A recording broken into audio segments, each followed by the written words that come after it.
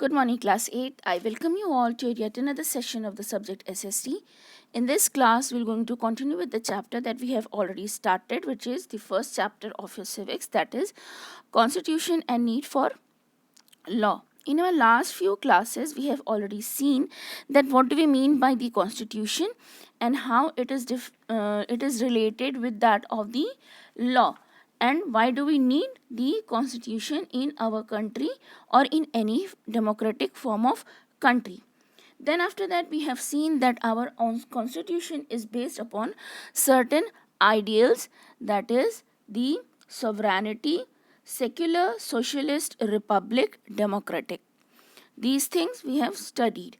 Then after that, we have seen that our Constitution has granted us as the citizen of India certain fundamental rights. Certain fundamental rights means हमारा बुनियादी हक, which was right to equality, right to freedom, then right against exploitation, right to freedom of religion, cultural and educational rights, right to constitutional remedies. Then after seeing this, we have also studied that what do we mean by the fundamental duties. Fundamental duties, that is those duties which were being assigned to the citizen of India. And we have seen that the fundamental duties are not, they cannot be, if we don't follow the fundamental duties, we cannot be accused, or we cannot be taken to court if we don't follow the fundamental duties. But if anyone snatches away or takes away our fundamental rights, then we can take that person to the court, and we can the judiciary will restore our fundamental rights. Then after that, we have seen changes in the Constitution, that is amendment, which is called the change in the Constitution. Then after that, we have seen law and dissent. Law means the you can say the rules that are to be followed, and dissent was the our discontent or our disagreement to any kind of law. And our Constitution has given us full right to show our resentment or show our disinterest in any kind of law being passed by the government. Then after that, we have seen what do we mean by the secularism. In today's class, we are going to study that what is the significance of secularism. Secularism, आपसे मैंने पहले भी कहा है, secular का मतलब होता है नो रिलीजन. तो ये जो नो रिलीजन है, नो रिलीजन मीन्स ऐसा नहीं है कि हम किसी भी रिलीजन को मानेंगे ही नहीं, इस तरह का सीन नहीं है. द सीन इज कि हम हर रिलीजन को इक्वल इम्पोर्टेंस देंगे. किसी भी रिलीजन को ऐसा नहीं होगा कि वो ज़्यादा इम्पोर्टेंस रखेगा किसी और रिलीजन के ऊपर in a democratic form of country. तो ये जो सेक्युलरिज्म है, ये किसी भी डेमोक्रेटिक कंट्री के लिए बहुत इम्पॉर्टेंट हो सकता है. क्यों इम्पॉर्टेंट होता है? देखो, कोई भी कंट्री जो डेमोक्रेटिक है, उसको डेमोक्रेटिकली फंक्शन करने के लिए अपने सारे के सारे ग्रुप्स जो उस कंट्री में हैं, उनको सही से और एक साथ काम करने की ज़रूरत होती है. अगर देखो, डेमोक्रेटिक कंट्री में आप रोज़ रोज़ लड़ाई करते रहोगे तो वो डेमोक्रेटिक कंट्री तो नहीं हुई ना.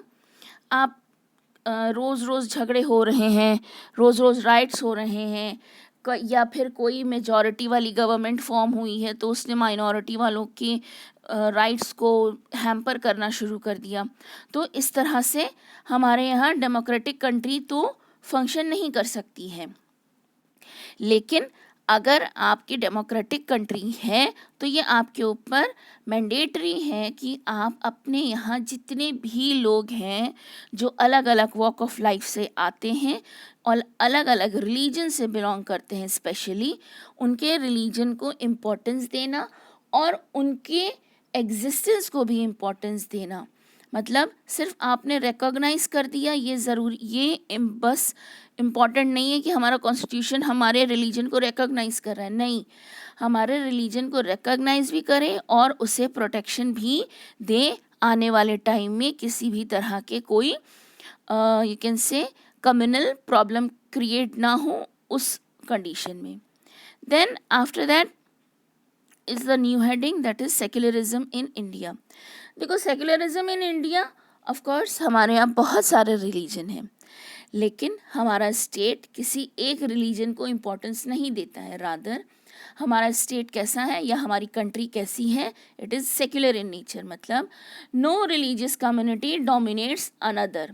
कोई भी रिलीजियस कम्युनिटी दूसरी रिलीजियस कम्युनिटी के ऊपर डोमिनेट नहीं करेगी. All the members of a particular community are equal.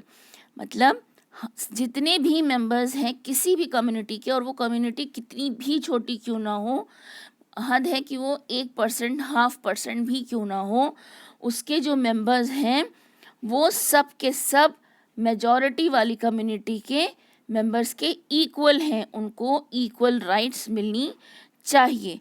और कोई भी स्टेट को किसी भी तरह की रिलीजियस एक्टिविटी ना ही इन्फोर्स कर सकता है और ना ही किसी भी तरह की रिलीजियस एक्टिविटी से आपको रोक सकता है, अनटिल एंड अनलेस आपकी वो रिलीजियस एक्टिविटी कोई वॉयलेंट एक्टिविटी ना हो जो दूसरों को भी इफ़ेक्ट करेगी.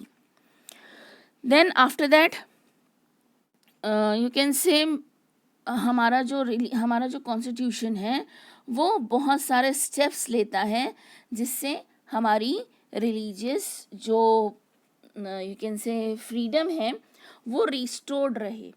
क्या क्या लेता है? हमारे यहाँ लॉ है, कोर्ट्स हैं, पुलिस है, फिर गवर्नमेंट है. ये सारे के सारे क्या हैं? ये हमें प्रोटेक्शन देते हैं, हमारे रिलीजन को प्रोटेक्शन देते हैं, जिससे हम फ्रीली कोई भी रिलीजन प्रैक्टिस कर सकें.